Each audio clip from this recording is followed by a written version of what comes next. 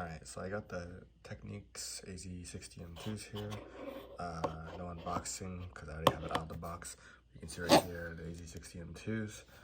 So these are obviously not the AZ80s, and the reason for that is because I decided to try to save some money because the AZ80s are quite expensive. So I figured that these buds are a lot cheaper, and for doing a comparison between these and the AZ80s, really the biggest difference is the shape of the earbuds. So if I take one out, this is what it looks like, and it has a still pretty decent design, but if you look at the AZ80s, like a picture of it, or if you look at it from another tech YouTuber who does a review on the AZ80s, they'll show that there's like a contouring on this part, and that contour fits more flush in your ear, or at least it should. And obviously fit and comfort are very subjective things.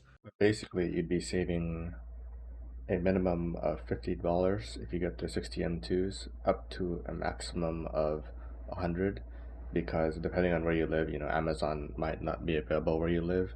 But if you are able to get it from Amazon, then you can save up to $100. But if not, then you would get it at the retail price, and you can save $50, which is the retail of the 60M2s. So you could decide if it's worth it for you to save that money for having very, very marginally worse bass and maybe ANC. But the biggest difference is the shape of the AZ80s versus the 60M2s. But to be honest, if one doesn't fit well in your ear, then the other will also most likely not fit well in your ear. And if one does fit one ear, then the other will most likely also be able to fit well in your ear. So at the price difference of a minimum of $50, I think the 60M2s are more worth it. Talk about the first thing that would otherwise make these perfect earbuds, and that is the fit and the comfort, which are two separate things. So starting with the comfort, for me at least, and this is specific to each individual person, but for me the comfort is pretty much as good as any wingtip earbud. They're really comfortable because the earbud shape is really nice, but for the fit, it's not the best. And in 2024, the general consensus is that if you want earbuds that have the best fit possible, then you're going to need to go with things like the Bose Q3 Ultra earbuds or the Sennheiser Momentum True Wireless earbuds, because those have the wingtip. But since they don't have wingtip, they go to an 8. And usually the test that I do to see if they fit well is if I'm eating. I don't do fit tests like when I'm working out, because they actually do pass that test. So they usually stay in my ears when I'm working out. But when you're eating, your certain parts of your ears move around quite a bit. So since that's the case, eating is a better test to determine if earbuds would fit better.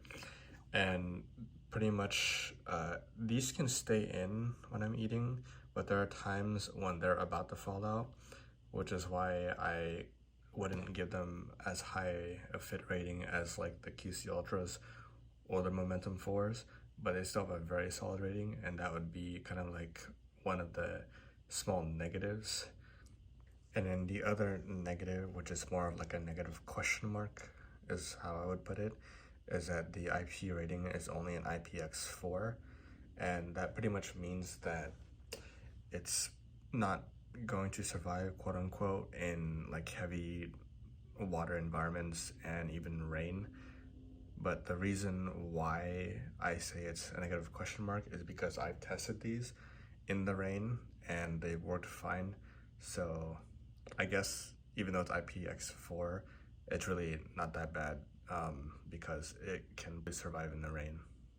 Alright, so I'm going to jump into the positives with these earbuds, and I'll give a TLDR at the end of the video, and I'll just cover the main positives, not like everything, but the ones that should matter to you. And I'm going to start with the app, which is available on both iPhone and Android. This is the one I'm using on Android, and you can do a variety of different things with the app. So as of right now, I only have one earbud plugged in, but as you can see the battery life of both earbuds. I can see the left one if I had it plugged in my ears. Also the battery life of the case, which is pretty standard. You got the ambient sound for noise transparency. So the noise transparency is pretty good on here. And as you can see, you got like off option and a standard noise canceling option too. And then you can adjust the EQ, so I just have extra bass on it, but you're free to do whatever you want if you have these earbuds. And then you have options for the multi-point. And yeah, so the app is actually really nice, connects really easily, and you got a ton of options. So there's no need to worry about the app having any bugs or just having any issues. They have really good sound quality, and the transparency mode is definitely top tier on basically the same level as AirPod Pros, which are known for having really good transparency. Now for the ANC, I would rate it probably an A minus, where in comparison to the Momentum 4s, I would rate those a regular A, and then the Bose QC Ultras would be an S. But because the Bose have problems, the S doesn't really matter in my opinion.